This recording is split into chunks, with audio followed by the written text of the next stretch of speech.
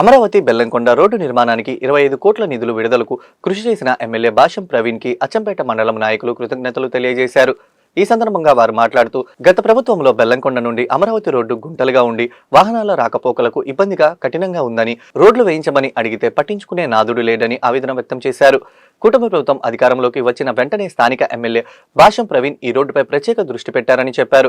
ప్రజలు ఇబ్బంది పడుతున్నారని తెలుసుకుని ఆర్థిక శాఖ మంత్రి పయ్యావుల కేశవ్కి వినతి పత్రాన్ని అందించిన 30 రోజుల్లోనే 25 లక్షల శాంక్షన్ చేయించిన ఘనత ఎమ్మెల్యే భాష్యం ప్రవీణ్ కు దక్కుతుందని అన్నారు. పెదకూరుపాడు నియోజకవర్గం అభివృద్ధి పదంలో ముందంజలో ఉండాలనే ఆలోచనతోనే నిరంతరం ప్రజల్లో ఉంటూ వారి సమస్యలను అడిగి తెలుసుకుంటూ ఒక్కొక్కటిగా పరిష్కరిస్తూ వస్తున్నారని ఆనందం వ్యక్తం చేశారు. మాకు మంచి చేస్తున్న ఎమ్మెల్యే భాష్యం ప్రవీణ్ కు ధన్యవాదాలు తెలుపుతున్నామని అన్నారు.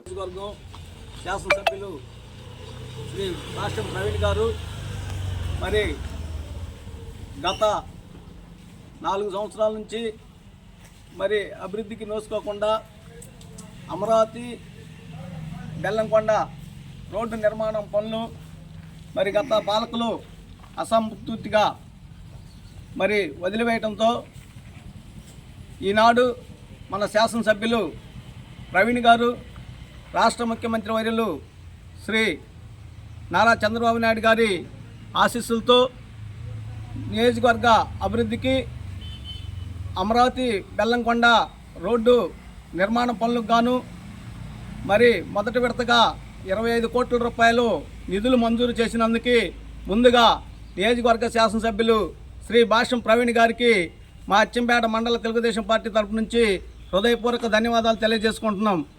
ఎందుకంటే ఈనాడు పెదకూరుపాడు నియోజకవర్గానికి 5 మండలాలకు కలిపిగాను అమరావతి నుంచి బెల్లంకొండ వెళ్ళే మార్గం మరి ఆ రోడ్డుకి సంబంధించిన 5 మండలాలు కూడా లింక్ అయి ఉంది.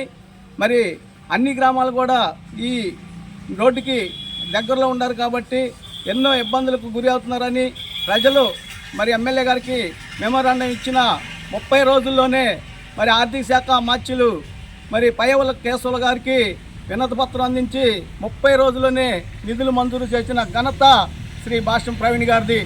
అదేవిధంగా ఇప్పటికే నియోజకవర్గంలో సుమారు 130 కోట్లతో అనేక అభివృద్ధి కార్యక్రమాలు చేసి గ్రామాల్లో మౌలిక వసతులకు శ్రీకారం చుట్టిన మహనీయులు కూడా మరి ప్రవీణ్ గారని ఈ సందర్భంగా తెలియజేస్తున్నాం. అంతేకాకుండా ఈనాడు మళ్ళీ ఇంకా డిఎంఎఫ్ నిధులు కానీ ఎన్ఆర్ఎస్ నిధులు కానీ ఇంకా అనేకమైనటువంటి నిధులు మరి నియోజకవర్గం ముందంజలో ఉండాలి, అభివృద్ధిలో పదంలో నడవాలనే ఆలోచన విధానంతో నిరంతరం ప్రజల సమస్యలు తెలుసుకుంటూ ప్రజల అవసరాలు బట్టి రోడ్డు నిర్మాణం చేపడుతున్న మన శాసనసభ్యులు గారికి మరొకసారి ధన్యవాదాలు తెలియజేస్తున్నాం.